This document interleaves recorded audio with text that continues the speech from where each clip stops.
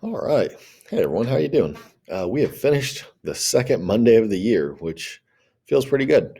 We are really jumping into our actual class stuff this week. Well, last week was a lot of routines, procedures, practice type things. If you noticed, if they brought anything home, it was a lot of coloring and just like basic, not nearly as challenging type of stuff. This week we're really kind of jumping in. It's still going to be pretty easy, but it'll start to give them the feel of what class will be like.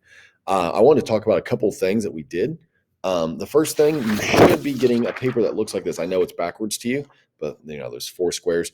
This is their fluency page, and you'll notice they've read it to me, and I marked how many words they or where they stopped after 1 minute. That's the like little bracket. I also underlined any words they missed, and if they switched a word out or something, I tried to write above the word what they said instead of the actual word. That score that I wrote down at the bottom. So if they read 50 words and missed five of them, 50 minus five equals 45. That score honestly doesn't mean anything today. It's just an idea of where they're at. I send it home so you guys can practice it every night. Hopefully, read a couple times, work on the words they missed. On this particular page, the words up here at the top are kind of like the high frequency words in there, words they might need to know. But if you notice, I know some kids really got hung up on the word her, Her. They want to say here, they want to say she. Those are very common mistakes. Work on those type of words. Some students read through this no problem. I know one student completely finished it. That's awesome. After the, everyone had the same one this week. After this week, I'll start, moving kids. If this was too easy, we'll find harder ones. If this was too hard, we'll find easier ones. So anyway, Monday score, the blue score really doesn't mean anything. It's just an idea of how they're doing. Practice at home. We'll practice it in class. Then we'll do it again on Friday. Friday, I'll do it in red. That score will be their actual grade. So the way I take a grade on this paper is out of 43 words per minute. That is kind of like Indiana says first graders should be reading 43 words a minute. So if they read 22 out of 43, that's about a 50%. That would be a pretty low grade, so we want to kind of work on it. I don't expect everyone to get an A on this. I had to pick somewhere to start, so I picked just kind of an easier one. If we're still struggling at reading, the first score may not be great unless we really practice Friday or leading up to Friday. If they read over 43 words, they are going to get a 100. So the students or the few that almost finished or did finish, as long as they can do that again on Friday, they will get 100 on it. That won't be a big deal. Like I said, I know that was easy for some of them.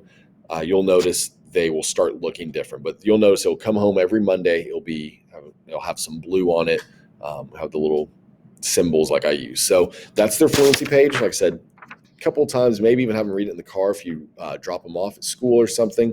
It's a pretty easy thing to practice. It doesn't take a lot of time. It's a 1 minute read in class.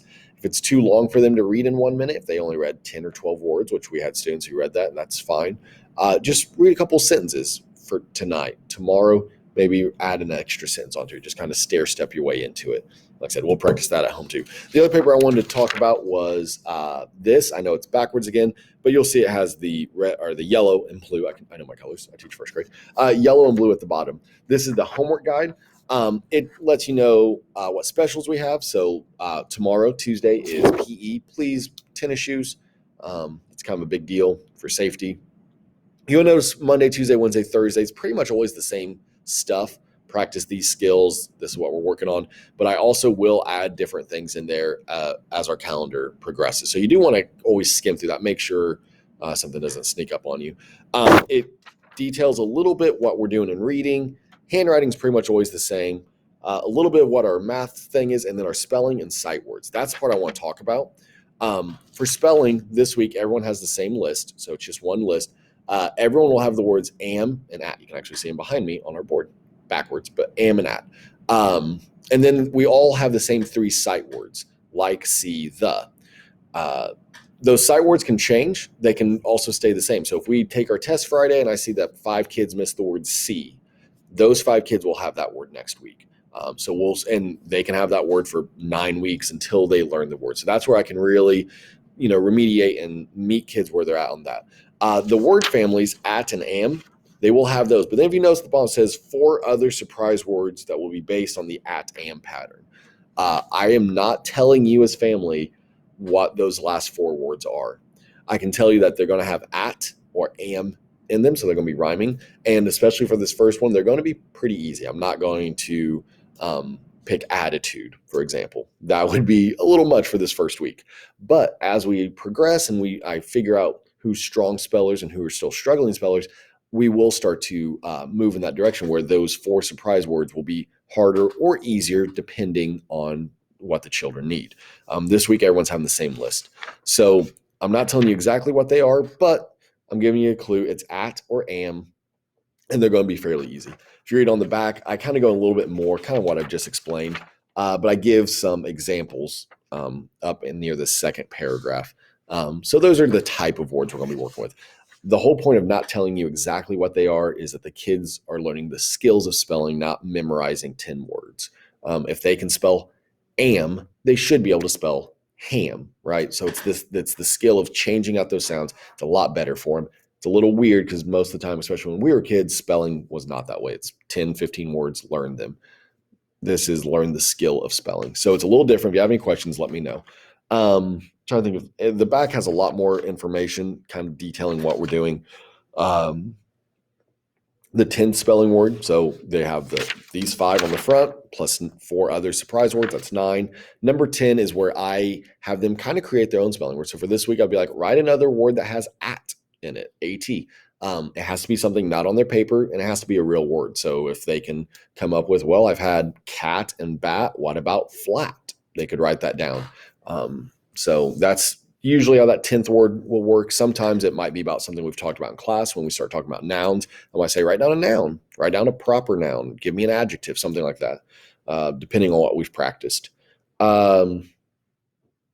There will also be a sentence. So on the back of the spelling paper, a completely separate grade, just on the same paper, I will say a sentence to them. The example I have on the paper, if you read through that, says, the rat ran away. So it's a 4-word, all using AT or short A vowels. And I'm grading that out of 4 points. Do they start with a capital letter?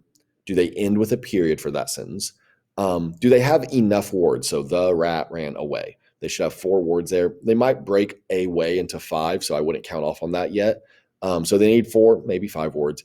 And the main words should be spelled. So in this one, I wouldn't count off a way. It's a little bit tougher, but it's one of our sight words. Rat, one of our family words. Even ran should probably be spelled right. So I can tweak and adjust that. So you'll notice on the spelling paper, there'll be a handwriting grade, a spelling grade, and then a sentence grade. And that's the sentence. So you can practice that by repeating sentences. Say a sentence, have them write it. I will say it as many times as they need to hear it. So there's no time limit really on that on that part of the grade on Friday.